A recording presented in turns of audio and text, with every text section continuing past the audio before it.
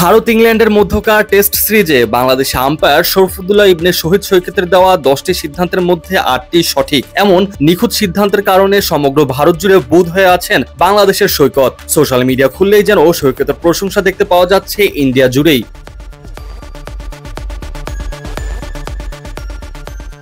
হার্ষা ভোগলে থেকে শুরু করে ইন্ডিয়ার সাধারণ ক্রিকেট ভক্ত কেউ যেন বাকি নেই শরফুদ্দুল্লাহর প্রশংসায় মেতে উঠতে। হার্ষা ভোগলে তার এক্স অ্যাকাউন্টে বলেছেন, এই ম্যাচে আম্পায়ারিং এক কথায় চমৎকার হয়েছে। ক্রিস গাফানির কাছ থেকে যেভাবে এক ধরনের মান আশা করা যায়, শরফুদ্দুল্লাহ সৈকতও ঠিক তেমন ভাবেই দারুণ পারফরমেন্স দিয়েছেন।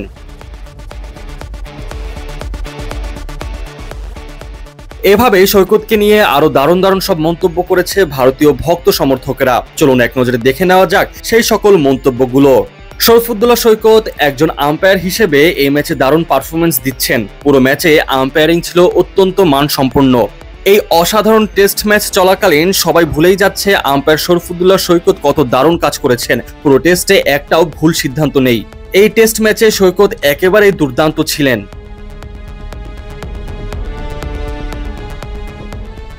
আথারটন আম্পায়ার সৈকতের নাম একদম সঠিকভাবে উচ্চারণ করেছেন। এটা দেখায় যে অন্তত কেউ একজন চেষ্টা করছে এবং এটা মোটেও অসম্ভব কিছু নয়। সৈকতের আম্পায়ারিং অনেকদিন ধরেই অসাধারণ। খুব কম দেখা যায় যে তিনি ভুল সিদ্ধান্ত দেন বা তার সিদ্ধান্ত ডিআরএসে বদলে যায়।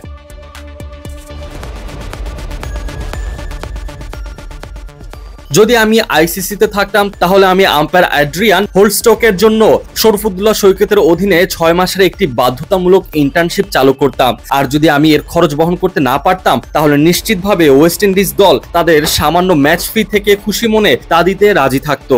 শরফুদ্দুল্লাহ সৈকত এই ম্যাচে আম্পায়ার হিসেবে দারুণ পারফরমেন্স করেছেন। পুরো ম্যাচ জুড়েই আম্পায়ারিং এর মান ছিল এক কথায় দুর্দান্ত।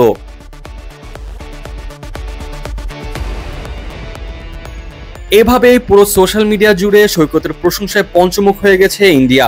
বাংলাদেশ থেকে যে কেউ এত ভালো মানের আম্পায়ারিং করে দেখাতে পারবেন তা হয়তো ভাবতেও পারেনি ভিন্ন দেশের ক্রিকেট ভক্তরা, যার ফলে খেলার মাঝে সৈকতের এমন নিখুঁত সিদ্ধান্ত নিতে দেখে অবাক হয়ে যায় ক্রিকেট বিশ্ব।